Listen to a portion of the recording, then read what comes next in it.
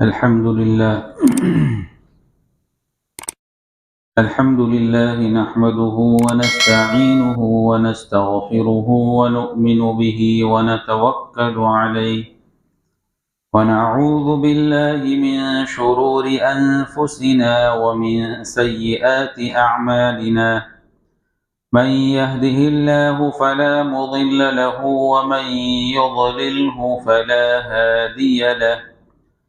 ونشهد أن لا إله إلا الله وحده لا شريك له ونشهد أن سيدنا ومولانا محمدا عبده ورسوله أما بعد فأعوذ بالله من الشيطان الرجيم بسم الله الرحمن الرحيم والعاديات ضبحا فالموريات قدحا فالمغيرات صبحا فأثرن به نقعا فوسطن به جمعا إن الإنسان لربه لكنود وإنه على ذلك لشهيد وإنه لحب الخير لشديد أفلا يعلم إذا بعثر ما في القبور وحصل ما في الصدور إن ربهم بهم يومئذ لخبير۔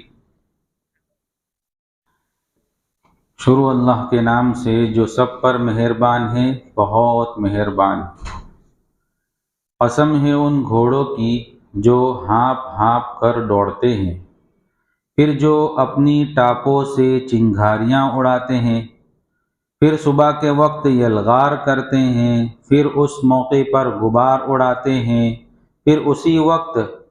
کسی جم گٹھے کے بیچوں بیچ جا گھستے ہیں کہ انسان اپنے پروردگار کا بڑا ناشکرا ہے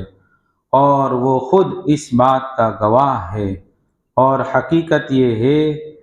کہ وہ مال کی محبت میں بہت پکا ہے۔ بھلا کیا وہ وقت اسے معلوم نہیں ہے جب قبروں میں جو کچھ ہے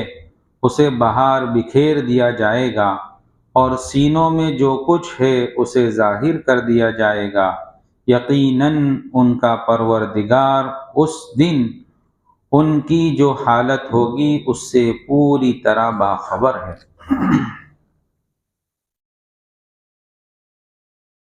پہلی چند آیات میں گھوڑوں کی کچھ صفات بیان کی گئی تھی جن کو ہم نے گزشتہ کل سنا تھا کہ اللہ رب العزت ان کی قسم کھاتے ہیں کہ گھوڑوں کی قسم، پھر قسم کھانے کے بعد ان کی کچھ صفات بیان کی کہ وہ گھوڑے اپنے مالک کے کتنے فرما بردار ہوتے ہیں،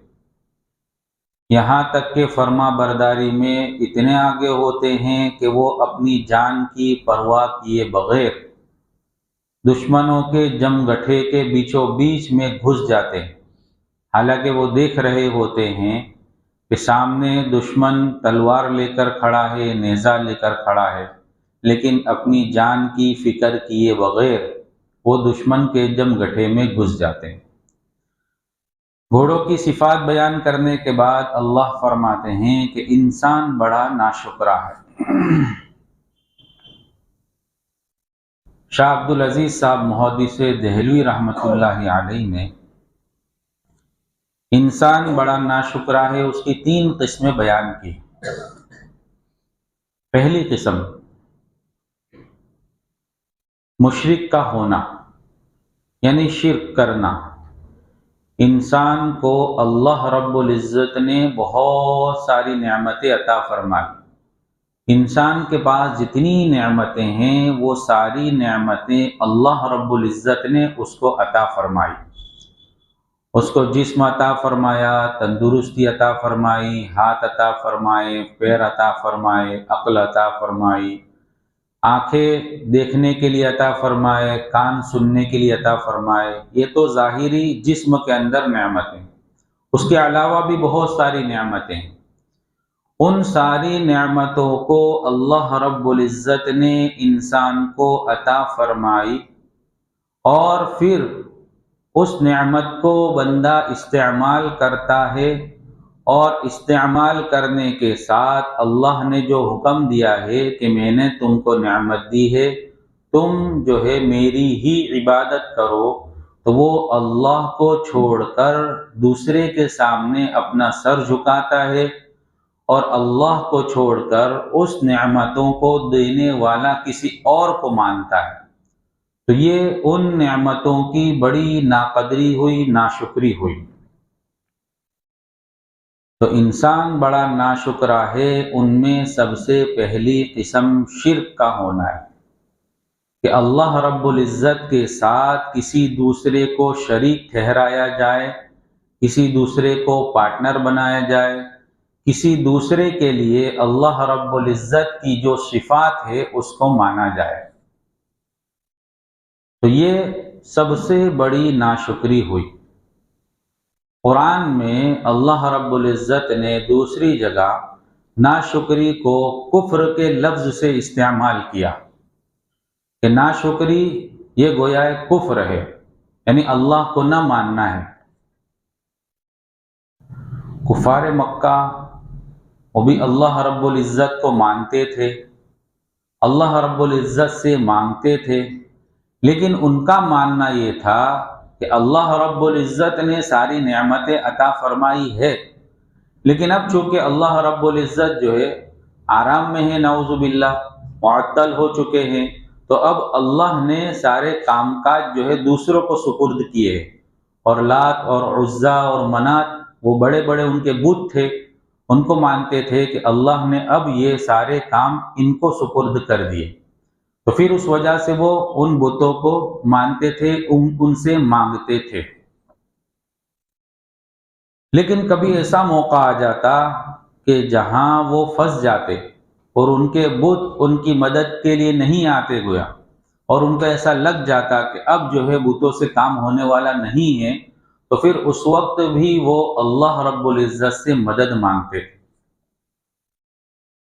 قرآن پاک میں سورہ یونس میں اللہ رب العزت نے اسی منظر کو کھینچا کہ یہ کفار مکہ، یہ کافر لوگ جس وقت کشتی میں سوار ہوتے ہیں اور اس وقت ان کی کشتی برابر چل رہی ہوتی ہے، اس وقت تک وہ بڑے مزے میں ہوتے ہیں، لیکن جب ان کی کشتی کسی بھنور میں پھنس جاتی ہے یا ہوا تیز چلنے لگتی ہے، اب ان کو اس بات کا اندازہ ہو جاتا ہے کہ اب موت قریب ہے اور موت آنے والی ہے، تو اس وقت وہ جو ہے ان معبودوں کو چھوڑ کر صرف ایک اکیلے اللہ کو پکارنا شروع کر دیتے ہیں۔ فتح مکہ کا موقع ہے، اللہ کے رسول صلی اللہ علیہ وسلم مکہ میں فاتحانہ طور پر داخل ہو رہے، اللہ رب العزت نے مکہ والوں کے دلوں میں ایک ایسا رعب ڈال دیا کہ جس کی وجہ سے وہ لڑائی کرنے کے لیے تیار نہیں ہوئے، بلکہ انہوں نے پہلے سے ہی ہتھیار ڈال دیے۔ اللہ کے رسول صلی اللہ علیہ وسلم بغیر جنگ کیے ہوئے مکہ کو فتح کر رہے ہیں۔ اللہ کے رسول صلی اللہ علیہ وسلم کی طرف سے عام معافی کا اعلان ہو گیا کہ سب کو معاف کر دیا، کسی سے کوئی بدلہ نہیں لیا جائے گا، لیکن کچھ لوگ ایسے تھے جن کے بارے میں اللہ کے رسول صلی اللہ علیہ وسلم کا اعلان تھا کہ ان کے لیے معافی نہیں، ان کو جہاں بھی پاؤ ان کو قتل کر دو۔ ان میں سے ایک شخص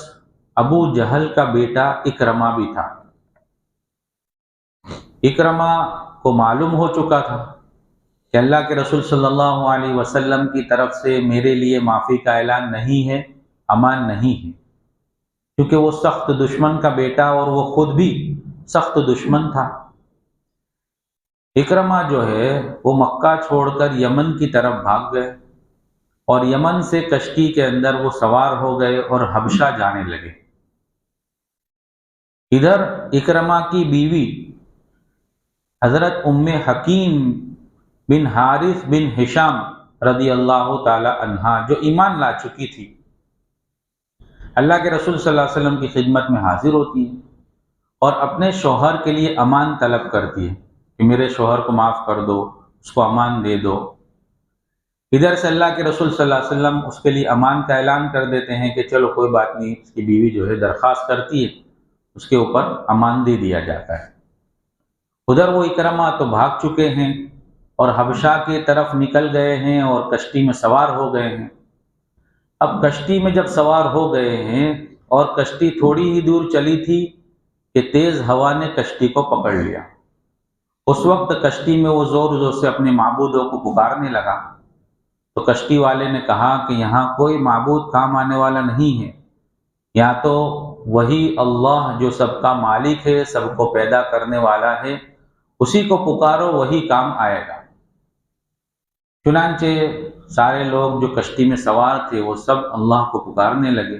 اللہ نے اس طوفان سے نجات عطا فرمائی اور کشتی کنارے لگ گئی۔ ادھر جو ہے ان کی بیوی ان کو تلاش کرتے ہوئے وہاں پہنچی اور ان کی ملاقات کر کے اللہ کے رسول صلی اللہ علیہ وسلم کی طرف سے جو اعلان ہوا امان کا، اس کی خبر دی کہ جو ہے تمہارے لیے بھی امان کا اعلان ہو چکا ہے۔ اکرمہ جو ہے اس وقت تک ابھی صحابی نہیں بنے ہیں، اللہ کے رسول صلی اللہ علیہ وسلم کی خدمت میں حاضر ہوتے ہیں اور حاضر ہو کر سوال کرتے ہیں کہ کیا آپ نے میرے لیے امان کا اعلان کر دیا؟ اللہ کے رسول صلی اللہ علیہ وسلم فرماتے ہیں کہ ہاں، آپ کے لیے بھی امان ہے۔ تو اس وقت وہ ایمان لے کر آتے ہیں۔ کہنے کا مطلب یہ ہے کہ ایسے سخت دشمن جو اسلام کے دشمن ہے اور اللہ کے رسول صلی اللہ علیہ وسلم کے دشمن ہے، لیکن جہاں وہ کسی ایسی جگہ پھنس جاتے تھے کہ جہاں اللہ کے علاوہ کوئی مدد کرنے والا نہیں ہوتا تھا، وہاں بھی وہ اللہ کو پکارتے تھے،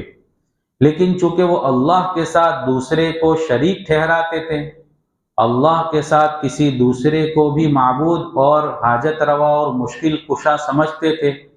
اس وجہ سے ان کو کفار مکہ کہا گیا، مشرکین کہا گیا۔ حضرت اکرمہ جب آتے ہیں تو اس وقت اللہ کے رسول صلی اللہ علیہ وسلم کو معلوم ہو چکا ہے کہ آپ جو ہے آپ کو امان مل چکا ہے۔ تو اس وقت اللہ کے رسول صلی اللہ علیہ وسلم صحابہ سے فرماتے ہیں کہ جب اکرمہ آوے اس وقت تم ان کے باپ کا یعنی ابو جہل کی برائی مت کرنا، کیونکہ مردوں کو برا مت کہو، مردوں کو برا کہنے سے زندوں کو تکلیف ہوتی ہے۔ جب کوئی آدمی اپنے گھر کے کسی مرحوم، کسی مرے ہوئے کا برائی سے تذکرہ کرے تو اس وقت جو زندہ ہوتے ہیں ان کو بھی تکلیف ہوتی ہے کہ یہ ہمارے جو ہے مرے ہوئے لوگوں کی برائیاں کر رہا ہے۔ تو اللہ کے رسول صلی اللہ علیہ وسلم نے منع فرمایا کہ سخت دشمن ہے ابو جہل، اگرچہ تب بھی اکرمہ کے سامنے جو ہے ان کی برائی کے ساتھ تذکرہ نہ ہونا چاہیے تاکہ اکرمہ کو تکلیف نہ ہو۔ یہ اللہ کے رسول صلی اللہ علیہ وسلم کے اعلیٰ اخلاق تھے کہ آپ نے جو ہے اس طرح کہنے سے منع فرمایا۔ اور اکرمہ نے جب امان کا اعلان سنا اور خدمت میں حاضر ہوئے، اس وقت وہ کلمہ پڑھ رہے ہیں اور ایمان لے کر آ گئے۔ ابو جہل کا بیٹا اکرمہ جو صحابی بنے۔ تو سب سے بڑی ناشکری کفر ہے، شرک ہے کہ اللہ رب العزت کے ساتھ کسی دوسرے کو شریک ٹھہرانا۔ قرآن میں بھی کئی جگہ اس کی طرف اشارہ کیا اور ناشکری کو کفر کے لفظ سے جو ہے تعبیر کیا۔ جیسے اللہ فرماتے ہیں لَإِن شَكَرْتُمْ لَأَزِيدَنَّكُمْ وَلَإِن كَفَرْتُمْ إِنَّ عَذَابِي لَشَدِيدٌ، کہ تم اگر میری دی ہوئی نعمتوں پر شکر ادا کرو گے تو میں ان نعمتوں میں اضافہ کروں گا، بڑھوتری کروں گا۔ یعنی اللہ کی جو نعمت ہمیں ملی ہے اس پر اگر اللہ کا شکر ادا کریں گے تو اس نعمت میں اضافہ ہوگا۔ آگے اللہ فرماتے ہیں وَلَئِن كَفَرْتُمْ، اور اگر تم نے ناشکری کی، کفرتم یعنی تم نے کفر کیا، اس کا مطلب تم نے ناشکری کی۔ تو یہاں لفظ کفرہ استعمال کیا اللہ نے، جس کا مطلب ناشکری ہوتا ہے کہ اگر کسی تم نے ناشکری کی، اللہ فرماتے ہیں کہ میرا عذاب بڑا سخت ہے۔ تو سب سے پہلی چیز جو ہے وہ ناشکری کے اندر کفر ہے اور شرک ہے۔ افسوس یہ ہے کہ آج کا ہمارا مسلمان جو اللہ کو پکارتا ہے جس طرح مشرکین مکہ پکارتے تھے، اللہ کو حاجت روا سمجھتا ہے، اللہ کے سامنے سجدہ کرتا ہے، اللہ کے سامنے سر جھکاتا ہے، لیکن عقیدت اور محبت میں اتنا آگے بڑھ کر کبھی اللہ کے ساتھ ساتھ کسی دوسرے کے سامنے بھی اپنا سر جھکا دیتا ہے۔ اللہ کو حاجت روا سمجھنے کے ساتھ ساتھ عقیدت اور محبت میں کسی اور کو بھی حاجت روا سمجھنے لگتا ہے۔ اللہ کو مشکل کشا سمجھنے کے ساتھ ساتھ کبھی عقیدت اور محبت میں کسی اور کو بھی مشکل کشا سمجھنے لگتا ہے۔ جس طرح اللہ رب العزت اولاد دیتے ہیں، روزی دیتے ہیں، اس طرح کسی اور کے بارے میں بھی اس طرح کی عقیدت اور محبت میں آگے بڑھ کر کہنے لگتا ہے کہ یہ اللہ کے علاوہ یہ بھی اس طرح کا کام کرتے ہیں، یا یہ بھی اس طرح کی مدد کرتے ہیں، یا مشکل کے وقت اللہ کے علاوہ کسی اور کو بھی پکارنے لگتا ہے۔ تو یہ کام تو جو مشرکین مکہ کر رہے تھے، وہ افسوس کی بات ہے کہ آج کے کچھ مسلمان بھی اس طرح کا کام کر لیتے ہیں۔ تو یہ اللہ رب العزت کی بڑی ناقدری ہوئی، ناشکری ہوئی۔ تو اللہ رب العزت نے انسان کو کہا کہ انسان بڑا ناشکرا ہے۔ ان میں پہلی قسم وہ یہ ہے کہ شرک کرنا، کفر کرنا، اللہ کے ساتھ کسی دوسرے کو شریک ٹھہرانا۔ اللہ کے سامنے ہی سر جھکنا چاہیے، اللہ کے علاوہ کسی کے سامنے سر جھکانے کی شریعت نے کبھی بھی اجازت نہیں دی۔ حضرت عائشہ رضی اللہ تعالی عنہا کی روایت، اللہ کے رسول صلی اللہ علیہ وسلم مرض الوفات میں مبتلا ہے، آپ کی زندگی کے آخری ایام چل رہے ہیں، آپ بیمار ہیں، چادر اوڑھ کر لیٹے ہوئے ہیں، اور جس وقت آپ چادر اوڑھ کر لیٹے تھے اس وقت کبھی ایسا ہوتا ہے کہ دم گھٹنے لگتا ہے۔ آدمی پوری چادر اوڑھ کر سویا ہو تو کبھی کبھی اندر دم گھٹنے لگتا ہے، تو وہ اپنا چہرہ چادر سے باہر نکلتا ہے۔ اللہ کے رسول صلی اللہ علیہ وسلم بھی کبھی اپنا چہرہ چادر سے باہر نکالتے اور کچھ ارشاد فرماتے، کبھی کچھ ارشاد فرماتے۔ حضرت عائشہ رضی اللہ تعالی عنہ کی بھی روایت ہے، حضرت ابن عباس کی بھی روایت ہے کہ آپ آخری ایام میں کبھی کبھی جو ارشاد فرماتے، اس میں ایک مرتبہ ارشاد فرمایا کہ اللہ رب العزت کی لعنت ہو یہود پر اور نصارہ پر کہ انہوں نے انبیاء کرام کی قبروں کو سجدہ گاہ بنایا، یعنی نبیوں کی قبروں پر انہوں نے سجدہ کرنا شروع کر دیا، تو اللہ کی ان پر لعنت ہو۔ مطلب یہ ہے کہ انبیاء کرام کی قبروں پر سجدہ کرنے کی وجہ سے اللہ کے رسول صلی اللہ علیہ وسلم فرما رہے ہیں کہ اللہ کی ان پر لعنت ہے۔ مطلب یہ ہے کہ سجدہ کرنے کی کسی کی قبر پر بھی اجازت نہیں ہے، یہاں تک کہ نبیوں کی قبر پر بھی سجدے کی اجازت نہیں۔ تو اللہ کے رسول صلی اللہ علیہ وسلم اس طرف اشارہ فرما رہے ہیں کہ کہیں میری قبر پر بھی سجدے نہ کیے جاوے۔ اس کی تاکید اللہ کے رسول صلی اللہ علیہ وسلم بار بار فرماتے تھے، یہاں تک کہ کبھی کوئی ایسا موقع آتا کہ آپ کسی کی کوئی مدد کر رہے ہیں، کسی کو کچھ دے رہے ہیں، تو اس وقت کہیں یہ شبہ ہو جاوے کہ اللہ کے رسول صلی اللہ علیہ وسلم ہی دے رہے ہیں یا اللہ کے رسول صلی اللہ علیہ وسلم مدد کر رہے ہیں، تو آپ خود اس کی طرف اشارہ فرماتے ہیں۔ ایک غزوے کے موقع پر آپ مال غنیمت تقسیم کر رہے ہیں، تو اس وقت آپ نے ارشاد فرمایا انما انا قاسم واللہ یعطی، کہ میں تو خالی تقسیم کرنے والا ہوں، اصل دینے والے اللہ رب العزت ہے، اللہ کی ذات ہے۔ یعنی سب کا ذہن اس طرف پھیرتے تھے کہ ساری طاقت اور قوت اور دینے والا صرف ایک اکیلا تنہا اللہ ہے، اس کے علاوہ کوئی نہیں ہے۔ تو یہ ناشکری کی پہلی قسم ہوئی کہ اللہ رب العزت کے ساتھ کسی دوسرے کو شریک ٹھہرانا۔ دوسری قسم کیا ہے؟ انشاءاللہ اللہ نے موقع دیا تو پھر سنیں گے۔ سبحان اللہ والحمد للہ۔